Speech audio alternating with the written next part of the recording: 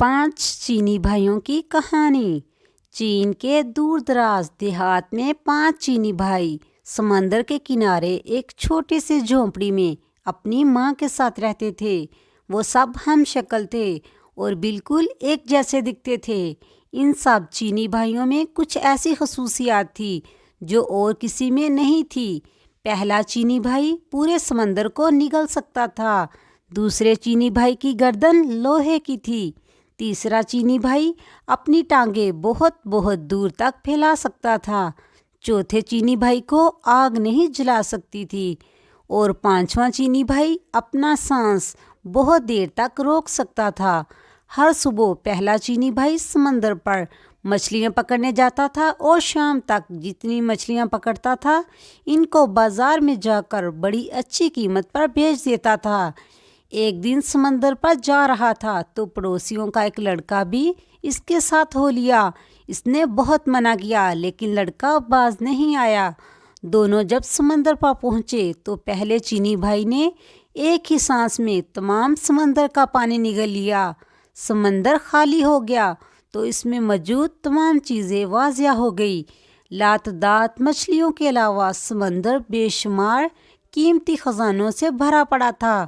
لڑکا یہ سب دیکھ کر دیوانہ ہو گیا اور دوڑا خزانہ سمیٹنے کے لیے۔ پہلے چینی بھائی نے تو صرف اتنی ہی مچھلیاں پکڑی جتنی وہ روز پکڑتا تھا۔ اس کے بعد وہ چاہتا تھا کہ سمندر کا پانی واپس سمندر میں ڈال دے۔ اس نے لڑکے کو آواز دی لیکن لڑکا کبھی ایک چیز اٹھاتا کبھی دوسری کی جانب لپکتا۔ اسے کچھ سنائی نہیں دے رہا تھا۔ ادھر پہلا چینی بھائی اپنے منہ میں اتنا زیادہ پانی اٹھائے اٹھائے تھک گیا تھا۔ بس بہت ہو گیا لڑکے، اب واپس آ جاؤ۔ اس نے پھر لڑکے کو آواز دی لیکن اس نے نہیں سنا۔ انتظار کر کے پہلا چینی بھائی جب بے حال ہو گیا اور اس کی برداشت سے باہر ہو گیا، اس نے وہ پانی سمندر میں اگل دیا۔ اس کے ساتھ وہ لڑکا بھی پانی میں غرق ہو گیا۔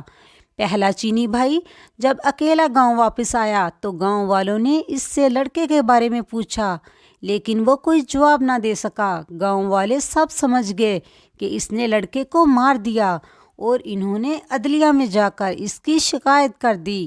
سپاہی پہلے چینی بھائی کو پکڑ کر عدالت میں لے گئے اور لڑکے کے قتل کے جرم میں اس کو سزائے موت سنا دی گئی۔ حضور والا، کیا میں آخری بار اپنی ماں سے ملنے جا سکتا ہوں؟ پہلے چینی بھائی نے جج سے پوچھا۔ ہاں، اتنی رعایت تمہیں دی جا سکتی ہے، جج نے کہا۔ پہلا چینی بھائی خوشی خوشی اپنے گھر گیا اور اپنی ماں سے ملا لیکن وہ واپس نہیں آیا بلکہ اس کی جگہ دوسرا چینی بھائی جیل پہنچ گیا جس کی لوہے کی گردن تھی۔ چوک پر تمام گاؤں کے لوگ اکٹھے ہو چکے تھے۔ جلاد ہاتھ میں تلوار لیے مجرم کی گردن اڑا دینے کے لیے تیار کھڑا تھا۔ سپاہی مجرم کو پکڑ کر لائے، اس کی گردن شکنجے پر رکھ دی۔ جلاد آگے بڑھا اور پوری قوت سے تلوار مجرم کی گردن پر ماری لیکن دوسرا چینی بھائی مسکراتا ہوا اٹھ کھڑا ہوا۔ چونکہ اس کی گردن لوہے کی تھی اس لیے تلوار نے اس پر کچھ اثر نہیں کیا۔ یہ دیکھ کر گاؤں کا ہر شخص سخت برہم ہوا۔ اس کو مارنے کے لیے کچھ اور طریقہ سوچا جانے لگا۔ پھر جج نے فیصلہ کیا کہ اس کو سمندر میں ڈبو کر مارا جائے۔ اگلی صبح سزا سے پہلے دوسرا چینی بھائی جج کے پاس گیا۔ جناب والا، کیا سزا سے پہلے میں آخری بار اپنی ماں سے مل سکتا ہوں؟ ہاں، یہ ایک رعایت تمہیں دی جا سکتی ہے، جج نے اجازت دیتے ہوئے کہا۔ وہ اجازت ملتے ہی خوشی خوشی اپنے گھر کی طرف چلا لیکن اگلے دن وہ واپس نہیں آیا بلکہ اس کی جگہ تیسرا چینی بھائی جیل واپس آیا جس کی ٹانگیں لمبی ہو جاتی تھی۔ اس کی سزا کی تیاری ہونے لگی۔ سارا گاؤں سمندر کے کنارے جمع ہو چکا تھا۔ سپاہی اس کو کشتی میں بٹھا کر سمندر کے درمیان میں پہنچ گئے جہاں پانی گہرا تھا اور تیسرے چینی بھائی کو اٹھا کر پانی میں پھینک دیا۔ تیسرا چینی بھائی جب سمندر میں گرا تو اس کی ٹانگیں لمبی ہونے لگی، لمبی لمبی اور بہت زیادہ لمبی ہو گئی لیکن سمندر کی تہہ سے جا لگی اور وہ ڈوبنے سے بچ گیا۔ اس کا مسکراتا ہوا چہرہ دیکھ کر سپاہی اور تمام گاؤں والے آگ بگولا ہو گئے۔ اس بار انہوں نے فیصلہ کیا کہ مجرم کو آگ میں جلایا جائے۔ اگلی صبح وہ جج کے پاس گیا۔ حضور والا، کیا میں آخری بار اپنی ماں سے مل سکتا ہوں؟ ہاں تمہیں اتنی رعایت دی جا سکتی ہے۔ جج نے نہ چاہتے ہوئے بھی اس کو اجازت دے دی۔ وہ خوشی خوشی اپنے گھر کی طرف دوڑا، لیکن ماں سے مل کر وہ واپس نہیں آیا، بلکہ اس کی جگہ چوتھا چینی بھائی واپس آیا۔ گاؤں والے چوک پر جمع ہو گئے اور سپاہیوں نے آگ کا ایک بہت بڑا الاؤ دہکایا جس کے شعلے آسمان کو چھو رہے تھے۔ پھر چوتھے چینی بھائی کو اس آگ میں دھکیل دیا گیا۔ آہ کتنا سکون مل رہا ہے، چوتھا چینی بھائی مسکراتے ہوئے بولا، کیونکہ اس کو آگ جلا نہیں سکتی تھی۔ آگ اور تیز کر دو، لوگوں نے چلا چلا کر سپاہیوں کو کہا، اور انہوں نے آگ اور زیادہ تیز کر دی۔ اوہ بڑا مزہ آ رہا ہے، چوتھا چینی بھائی خوشی سے بولا۔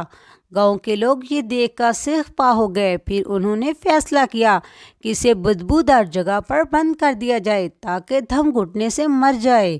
اگلی صبح چوتھا چینی بھائی جج کے پاس آیا۔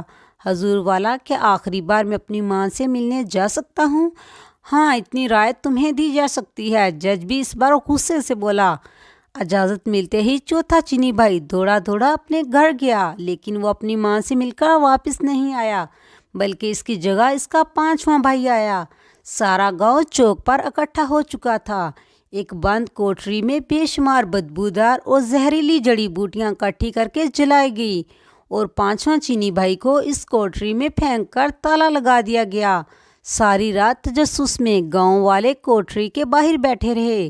صبح کو جب سپاہیوں نے اس کی لاش نکالنے کے لیے دروازہ کھولا تو پانچواں چینی بھائی مسکراتا ہوا باہر نکلا، کیونکہ وہ بہت دیر تک اپنا سانس روک سکتا تھا، اس لیے بدبو سے نہیں مرا۔